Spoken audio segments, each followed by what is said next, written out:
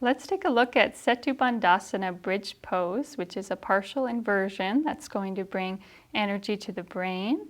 It's also a backward bend, so it's going to energize the spine while opening the entire front side of the torso, including the quads, hips, chest, and shoulders. So we're going to practice this pose with a folded blanket to protect our neck from stretching out. So Karen can lay down with her shoulders on the blanket about 2 to 3 inches below the folded edge of the blanket. The other purpose of this is it's going to pad our shoulders. It's also going to pad C7, that vertebra near the base of the neck. And it's going to help to keep her throat open for easy breathing and comfort throughout the pose. So we start with our shoulders and elbows on the blanket, palms face down at our sides, knees are bent, and the feet are going to come in about 6 to 12 inches away from the buttocks. You'll need to experiment with your foot position to find out where they need to be in order for your lower legs to be vertical upon the entry of the pose. The feet are parallel, the feet and knees are hip distance apart. And to enter the pose, we're going to use an inhalation as we press down through the feet and start to lift the pelvis up off the floor, lifting the torso, the spine, one vertebra at a time, off the floor into that backward bend. Beautiful. And this is an easy low bridge here. If you'd like to go further, you can interlace the fingers to roll the shoulders under one at a time, so you're getting onto the tops of the shoulders. And we want to be mindful that our knees aren't splaying out to the sides. That will protect our sacroiliac joint at the base of the spine. So we can imagine just those thighs being drawn toward each other to hip distance apart. We're tucking our pelvis as needed to protect our lower back from overarching. And we're not only pressing down through the feet, you can think of even pressing through the base of the big toes to help you keep those thighs parallel.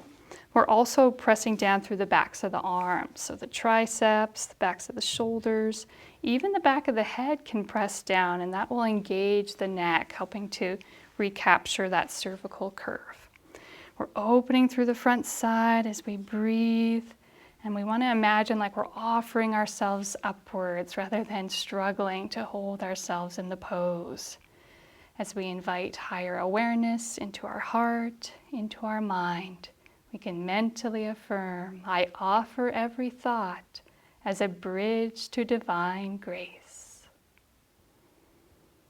And to exit, we'll release the hands and shoulders first, rolling the spine down, starting at the top and working our way down to the lower back. You can either pause here or hug the knees toward the chest if the lower back needs a release, or even resting in Shavasana. We'd like to show you some variations to this pose. If you have knee discomfort in the asana, you can try tying your thighs together with a strap. So you would place the strap behind the thighs, draw the straps around the thighs, and tie a knot in between the legs, so that knot is in the middle there. And you're tying tight enough that if you were to press out into the strap, and you might even try that before you get into the pose, just check that you've tied it tight enough that your legs won't splay out beyond hip width. Great. So this is great for students who might need a little bit more support in the pose. It can help reduce knee discomfort. It can also help you keep those thighs parallel. Nice. Another option is instead of pressing out, you can squeeze in. So you might use a block or a folded blanket, a cushion that you squeeze. And as you come up into the pose, you're just working with different muscles. In this case, you're engaging those adductors, those inner thigh muscles. And we want the knees stacked above the ankles. Beautiful.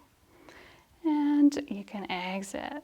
Great. Last thing we wanted to show was if you do experience knee discomfort, not only does the strap or the block help depending on your body and what's appropriate, you can also step your feet further out away from the buttocks so that when you come back into the pose, you'll see there's less of a sharp angle at the knee joint. So that reduces knee flexion.